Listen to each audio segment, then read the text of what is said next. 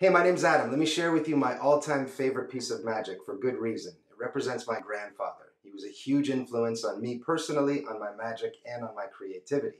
See, he was a firm believer in creativity and never losing that childlike spark. So instead of buying my sister and I toys, he would build us toys. But not even build us the whole toy. He would build us the pieces of the toy, and we would have to figure out how to put it together. And he knew all the well that it wasn't about the toy itself, but the journey of discovery to get to that toy. And actually, this is the last toy he built for my sister and I'd like to share it with you now. Come down to the close-up camera and you'll see it's just a little wooden bottle cap and a little wooden dowel.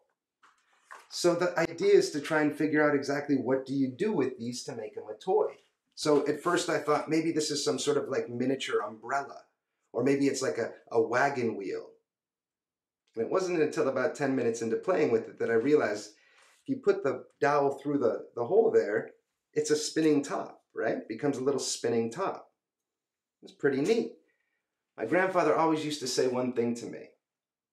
How do you spell love? Well, he said a lot more than one thing, but he used to say, how do you spell love? And I would say, Grandpa, I'm a magician, not an idiot. You spell love L-O-V-E. And he'd laugh and he'd say, no, it's a four-letter word, but it's not L-O-V-E. I said, okay. So one day you'll understand. Now, fast forward a bit, about 10 years ago now, he was about 86 years old and he passed away. Now, he lived a very healthy life up until then, but we knew for about 6 months that he wasn't going to make it. So I spent as much time with him as I could in those last 6 months. And this is the piece of magic I developed while hanging out with him. It looks like this. Say, Grandpa, check this out. Instead of just spinning the top in my hand, I can actually slow time down and throw it from one hand to the other and catch it in the other hand. Now that impressed him, and I saw his eyes perk up a bit. He said, do that again. I said, I will, as soon as you tell me how you spell love, Grandpa. I've been wondering for all these years. And he chuckled and said, well, it is that four-letter word, but those 4 letters are T-I-M-E. Because if you show me what a man chose to spend his time doing, I can show you what that man loved. And that always resonated with me. So I'd like to end this piece of magic with that idea of time.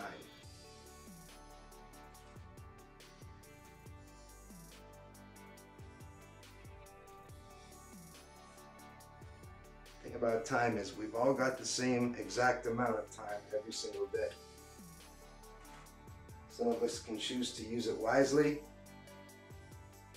Some of us choose to use it maliciously.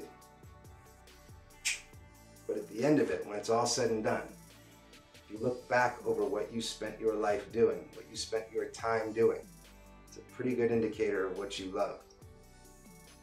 So let's do something with time here. Let's go back in time. Let's see if we can do that. Back in time. Actually, to the very beginning of the trick, when I told you my grandfather made us these little toys. If we had to go back in time, we'd have to look inside this box. And in fact, see that we did go back in time. So with that, I'll leave you with choose your time wisely. Maybe look at your screen and see how much time you're spending on your phone or on a media that isn't truly social.